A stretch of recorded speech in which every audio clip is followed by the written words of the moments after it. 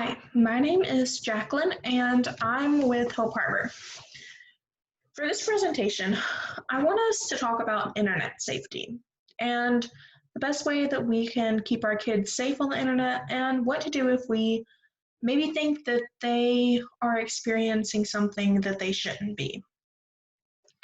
We're going to cover a couple of different topics throughout this presentation. So we're going to go ahead and get started with catfishing. So catfishing is where somebody pretends to be somebody that they're not in order to lure somebody or to get something from that person. You may have heard of this from the show Catfishing, but whenever children become the object of somebody's catfishing, it's often done for reasons that aren't the same as the show. So this could look like an adult pretending to be a child in order to get the attention or to get the trust of a child and then using that against them. So to protect children from this, we could try monitoring their social media. So you could look at their friends list and see if they have a lot of friends that they may not know in real life. And if they do, sit them down and have conversations about how that can be dangerous. Make sure that their social media accounts and their presence on the internet isn't something that is giving away a lot of personal information. Make sure that their accounts are set to private so people can't easily see them and see who they are, what they look like, and their information. And like their bios and things, it's fine to have, something about yourself. Just don't make it really personal. Like don't let them put the school that they go to or things like that, because then that can easily allow people to have those personal pieces of information. So if you suspect that somebody is attempting to catfish your child, the account that they're messaging from, block that account and report it as well. Take screenshots of their usernames, any messages that they may have sent the children and things like that. And then take those to the authorities so they can get involved as well. And then if you suspect it, there are some ways that you can kind of verify whether or not it is happening. Some ways that you can do that are looking at how that person is communicating. If they're sending messages, then there's no guarantee that that person is who they say they are. If they have sent images of themselves to the child, whether that be like selfies or whatever, then you can look at how they were sent. If they've been sent from the camera roll, then there's a really good chance that that person's not who they say they are. If the images were taken with the camera and sent, like on Snapchat or Instagram, if they were opened and then disappeared, then that means that they were sent from being taken instead of from the camera roll. And so if they were sent like that and the person appears to be who they say they are, then they probably are. But you could verify this even more by like FaceTiming that person.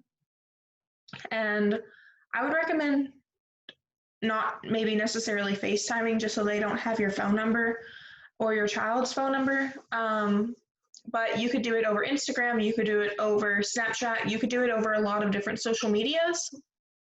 And then you can just kind of see, if they are actually who they say they are, if the person on the other end is matching the person that they're pretending to be. And if they're not, delete them, block them, and report that because they shouldn't be doing that.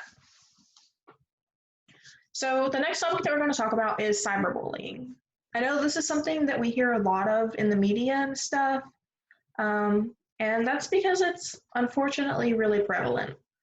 So, cyberbullying is going to be using any form of technology to bully somebody else. So, some warning signs that this could be happening to your child or to somebody that you know could be if they were, if social media or technology were something that they were really heavily invested in or something that they spent a lot of time on, and then they just kind of stop, that could be a sign of cyberbullying.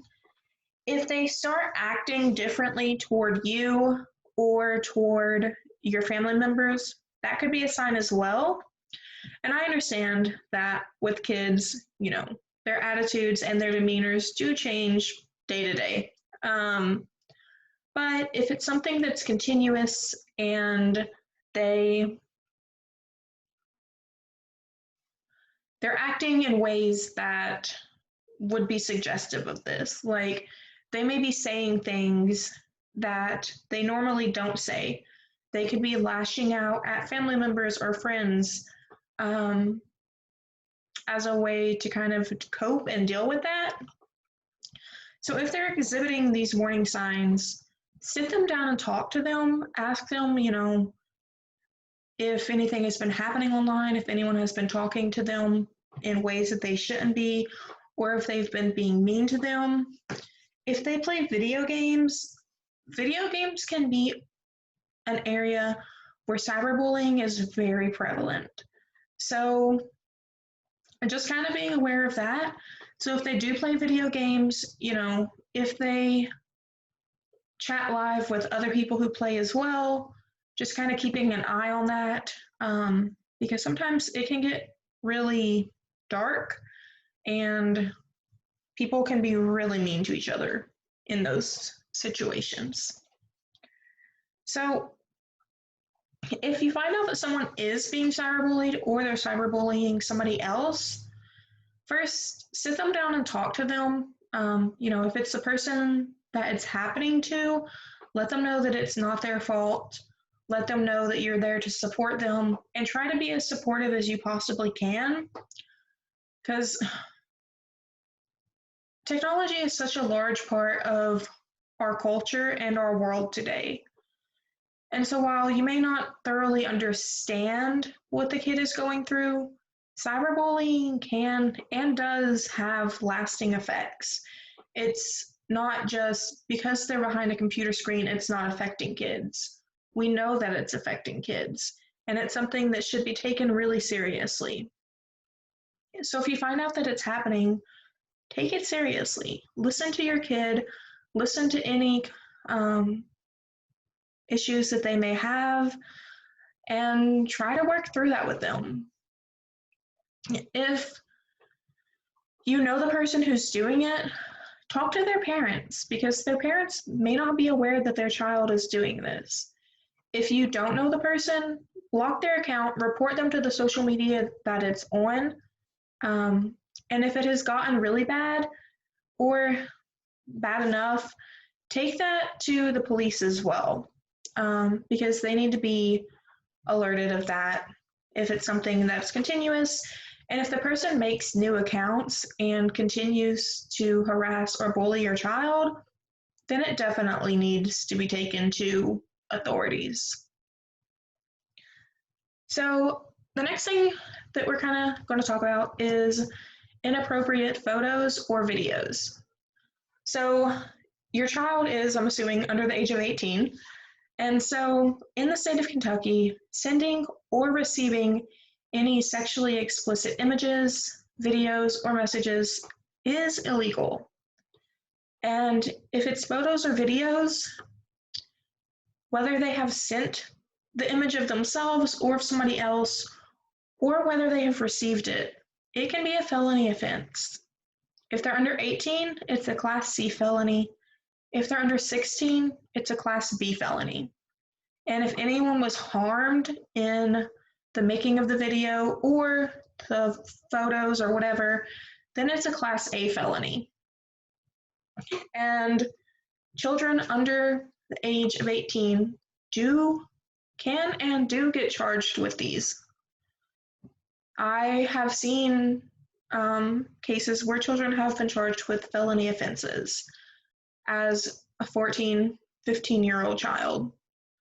And so these laws don't distinguish. These laws are very black and white, and there's not really any room for gray area. So even if the person sent the video or image, and the video or image was of themselves, they took it and they sent it out to maybe a friend or somebody that they liked or whoever. Even though they're the ones who took it and it's of them, they can still be charged with distributing child pornography.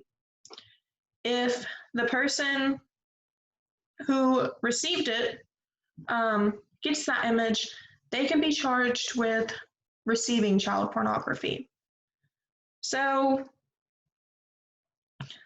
this isn't something to be taken lightly, but also if your child has received or has sent these, have a talk with them. They may not even be aware that the consequences of their actions can be so severe.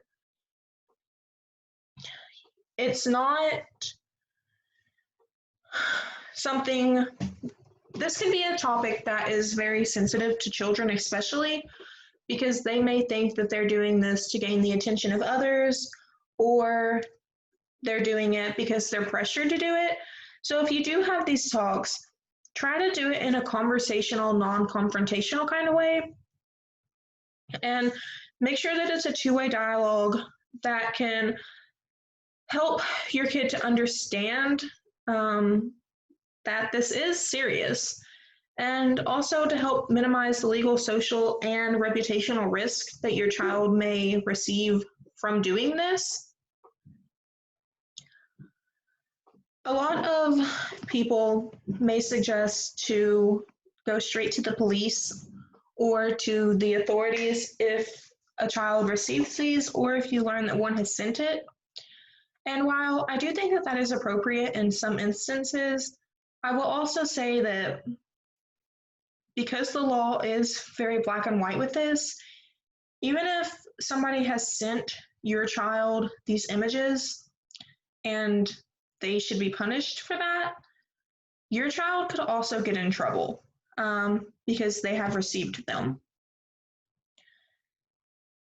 So maybe speak with that child's parents beforehand, and you all can maybe come to an agreement on the actions needed, but also sit down and have conversations with that child as well. Figure out if they have sent these because it was, a romance thing, if they thought they were doing it to kind of get the attention of somebody else, if they were doing it because they were being harassed into doing it, or if it was just an impulsive behavior. Sit down, have these conversations, figure these things out, and then try to take the actions that you deem necessary. And then if you think that authorities and things should get involved, then by all means, please involve them. But just keep in mind that everyone who was involved with these things could face charges. I will say that if you are aware of these things happening, do not ever, ever, ever let your child save the photo, even if it's for evidence that it has been sent to them or anything like that, because once you save it, you're in possession of it, which carries even more so of a charge than just receiving.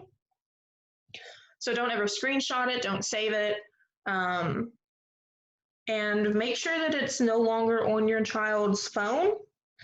So if they had screenshotted it or they had saved it, delete those and try to make sure that it's not within their possession.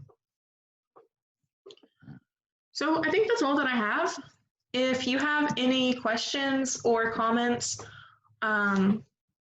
here is my email at the bottom. You can also comment on this video and leave your questions and stuff there. And if you need to reach our office for whatever, if there's something that you need to talk about or anything like that, our office number is the 270-7821. And then we do have a 24-hour crisis line as well, which is the 1-800 number down at the bottom. I thank you for listening, and I hope you have a wonderful day.